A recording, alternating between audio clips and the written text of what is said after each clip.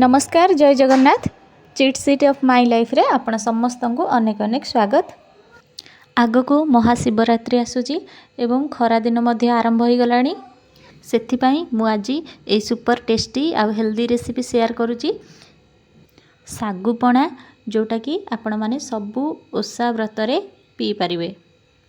Video को skip न करी लास्ट जाए देखंतु देखिबे रेसिपी बहुत इजी रहिबो। तेबे चलतु आरंभ करवा आज रेसिपी।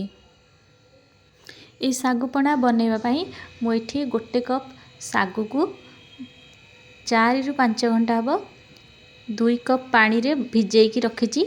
ये पानी रे ये सागु को भिजेकी रखा पूर्वर मुझे भल भाव 2-3 थर धोई देइथिली तापर भिजेइथिली। आ ये पणारे आज आम चीनी व्यवहार करवानी।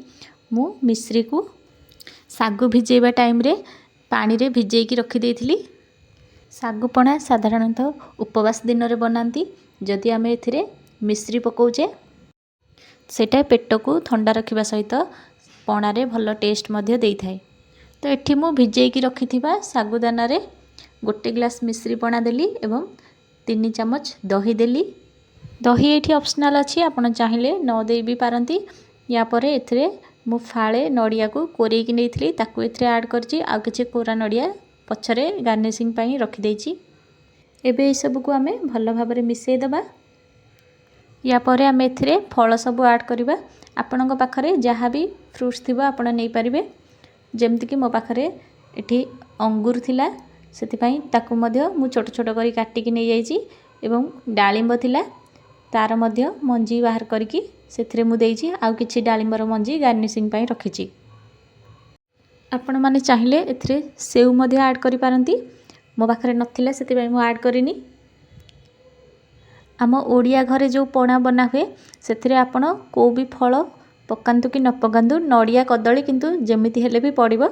सेथि पई मु एठी 2टी कदली को छोट छोट करी काटि नै जाइछि। आपण चाहिले ए कदली को ए पणा रे चकटिकी मध्य नै पारिबे। एठी मु कदली को एमती छोट छोट करी काटि नै जाइछि एवं सेथिरु अधा कट्टा कदली मु ए पणा रे देबी। आउ अधा कट्टा कदली को हाथ रे भल भाबरे चकटी देबी। जा फल रे से पणा रे फल आउ पानी जेमती अलगा अलगा रहिबनी सेटा जेमती टिके ठीक लागिबो। सेथि पई अधा कदली को एठी मु चकटिकी ऐड करिबी। ए भली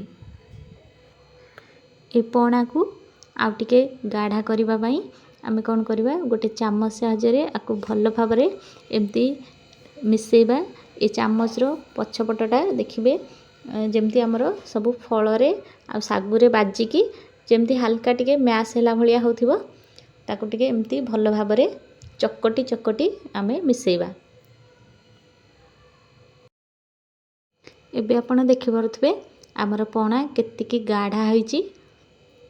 एतिकी ही ठीक रखिबा, आठो अधिका जमा रखिबानी। या परे एथिरे गोटे चम्मच छेचा गुजराती को मु दे देइची एवं गोटे चम्मच गोलमरीच गुंड मध्य देइची। जा फल रे पणाटा हल्का राग राग रहिबो। आ जेहेतु गुजराती पड़िची भल बास्ना मध्य हबो। एबे ए सब को आमे भल भाबरे मिसेबा एवं ग्लास को बाहर करिबा। एवं नड़िया कोरा डालिंब एवं आपणक घरे जहाँ भी ड्राई फ्रूट्स थिबो ताकू आपण छोट छोट करी काटिकी या ऊपर देकी सर्व करिवे।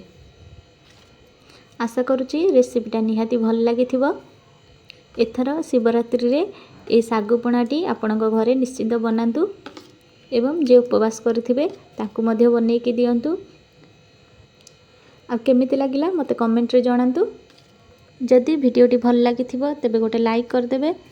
आउ चैनल रे नुआ थिले सब्सक्राइब कर देबे एवं आपणक फ्रेंड्स फैमिली रिलेटिव रे रेसिपीटी को शेयर कर देबे।